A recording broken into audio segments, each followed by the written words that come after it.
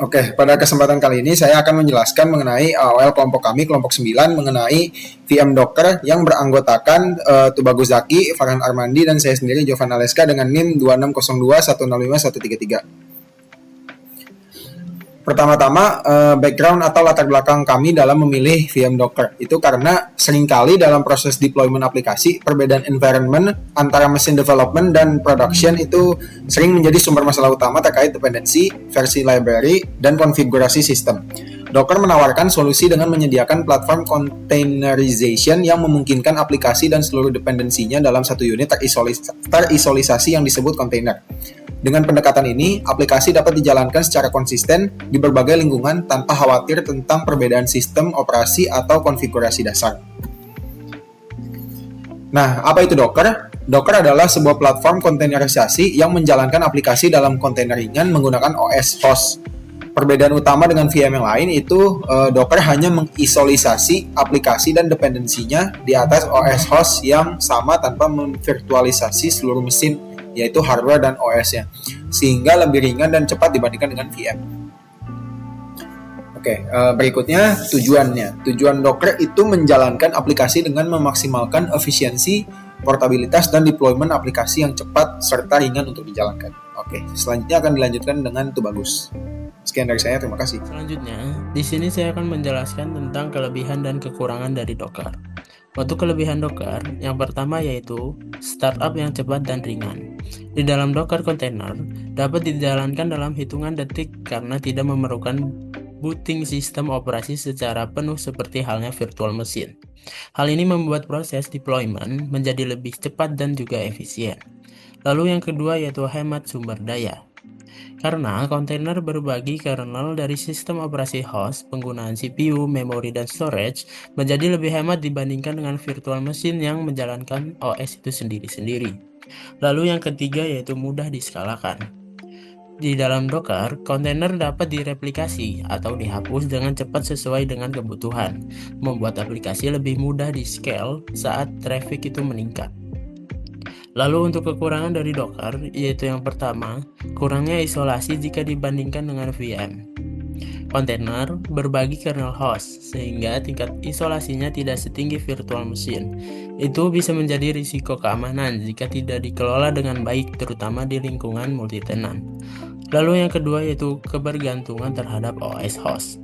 Karena Docker bekerja menggunakan kernel host, kontainer yang dirancang untuk satu sistem operasi mungkin tidak berjalan dengan baik di host yang berbeda. Ini bisa membatasi fleksibilitas deployment lintas platform. Lalu yang ketiga yaitu manajemen jaringan yang kompleks. Di Docker, memiliki model jaringan tersendiri yang bisa menjadi rumit saat digunakan di skala besar, atau ketika harus diintegrasikan dengan infrastruktur jaringan yang sudah ada. Lalu, selanjutnya di sini saya akan menjelaskan tentang alur instalasi Docker. Pertama-tama, kalian bisa membuka dokumentasi dari Docker. Langsung saja search di Google kalian masing-masing, yaitu Docker Documentation, lalu paling atas.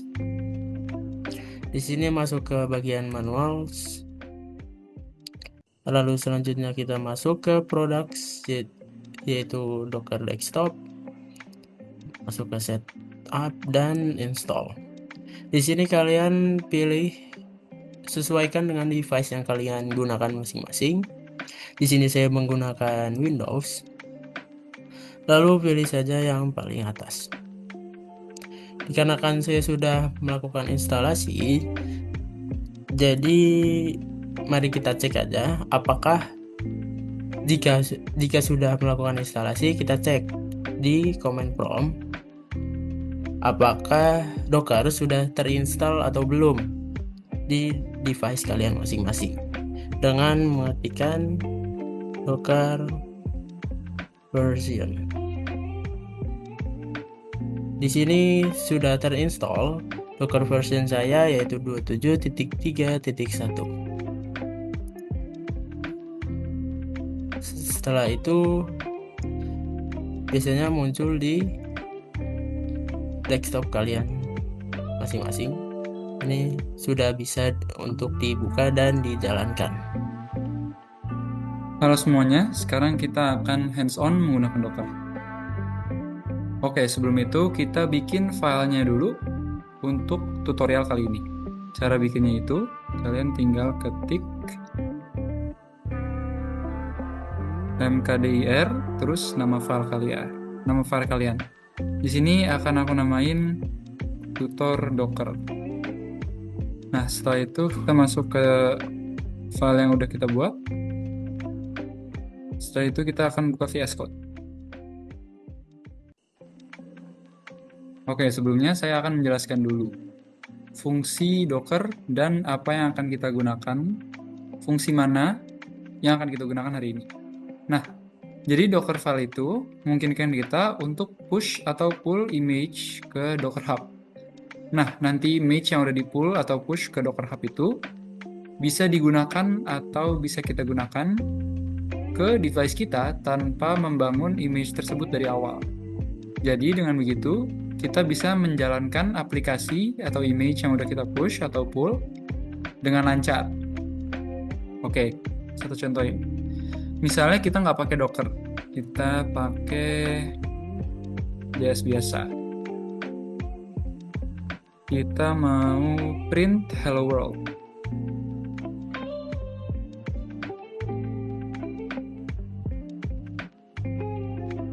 Oke, di sini kita punya app.js dengan printan hello world. Nah, kalau misalnya kita mau munculin ini di CMD kita harus punya codingan ini, app.js ini. Terus bisa kita panggil node-nya app.js. Nah, kalau kayak gini kan ribet ya. Kalau misalkan kita menggunakan Docker, kita nggak harus kayak gini, kita bisa langsung pull aja semua image yang ada di app.js ini ke device kita, habis itu kita langsung kita gunakan. Oke, sebelum itu, pertama-tama hal yang harus kita lakukan adalah kita harus bikin file Docker-nya dulu. Kita tinggal nulis Docker filenya aja. Di sini kalau misalkan ada pop-up untuk menginstall apapun yang direkomendasikan oleh VS Code kalian, bisa kalian install aja. Oke.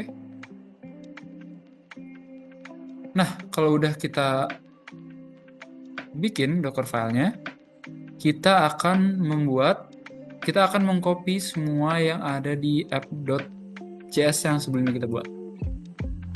Untuk mempermudah lah ya. Di from node Alpine ini base image, dia itu kita menggunakan Alpine karena storage yang akan kita gunakan itu nggak terlalu banyak. Kita akan copy dari app.js, dan app.js ini isinya cuma print hello world doang, jadi kita pakai Alpine. Setelah itu kita copy directory app. Setelah kita copy, kita tentuin work directory-nya.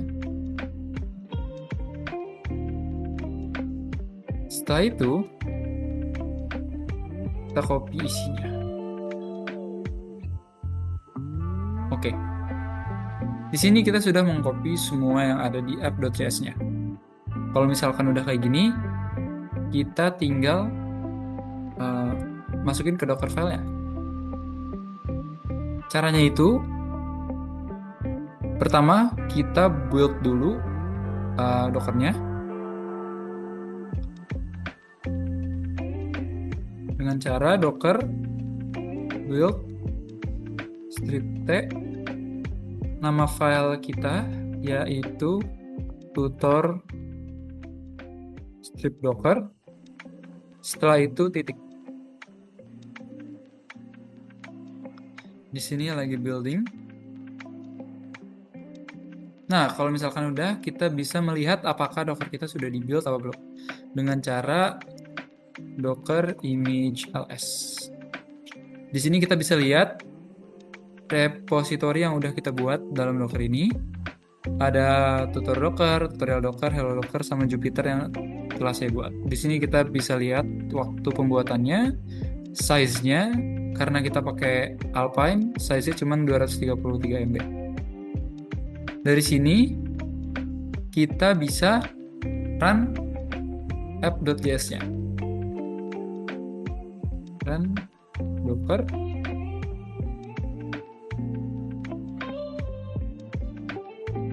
run.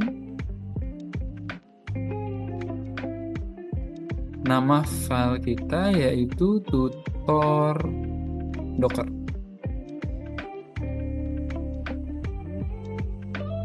Bisa kita lihat hello world-nya sudah ke-print. Nah, image yang udah kita buat di dalam Docker ini bisa langsung kita push ke Docker Hub. Kalau misalkan kalian mau buka, kalian bisa masuk ke sini hub.docker.com. Di sini banyak sekali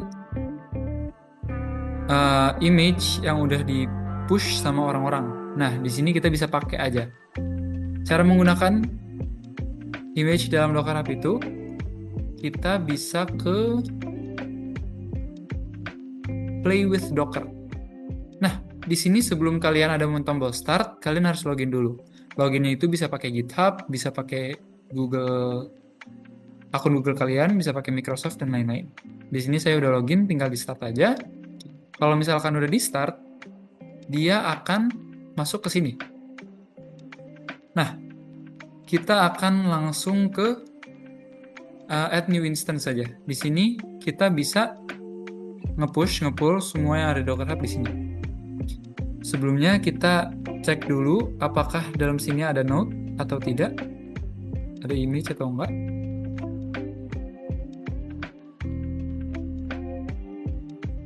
Tidak ada image. Terus kita juga harus cek Docker versionnya berapa.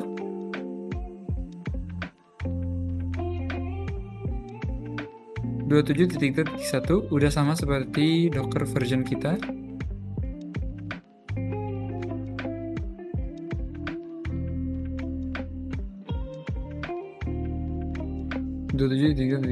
Semua di server sama di user clients. Kalau misalkan udah, kita mau nge-pull punya code with Mosh Hello Docker ini. Caranya adalah tinggal kita run aja. Docker run code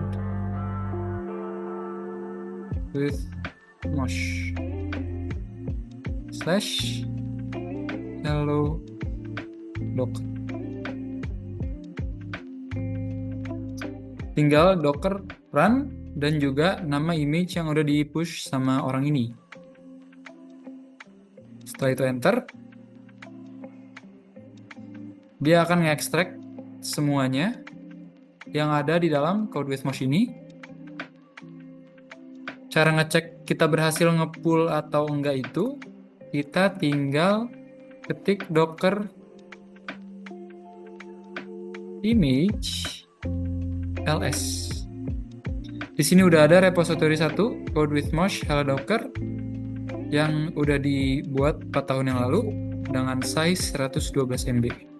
Nah, cara lihat isinya, kita tinggal ketik docker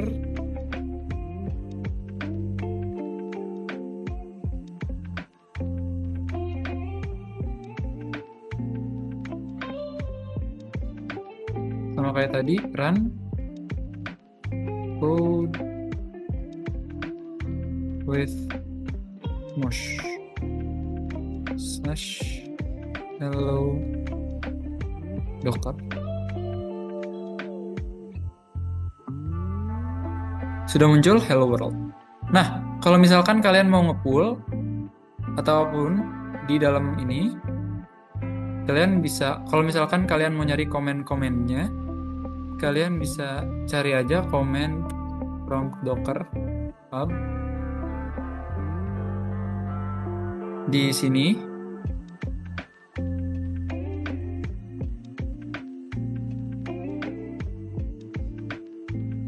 semua komen yang ada di Docker pasti ada di sini. Semua komen yang bisa kalian gunakan. Cara nge-pull, cara nge-push, cara nge-commit dan lain-lain.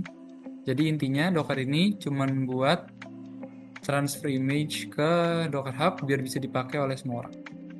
Sekian dari saya. Selanjutnya yaitu kesimpulan. Docker adalah platform kontainerisasi yang memungkinkan aplikasi dan seluruh dependensinya dijalankan dalam satu unit terisolasi yang bernama kontainer. Berbeda hal dengan virtual machine yang memvirtualisasi seluruh sistem operasi. Di Docker, hanya mengisolasi aplikasi di atas OS host, sehingga lebih ringan dan juga lebih cepat.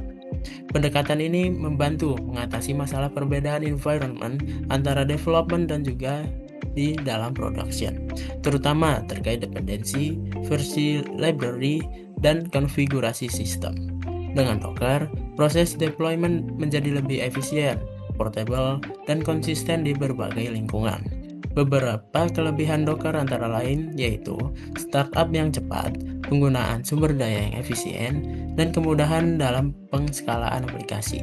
Namun, Docker juga memiliki kekurangan seperti isolasi yang tidak sekuat VM, ketergantungan terhadap OS host, serta manajemen jaringan yang cenderung kompleks.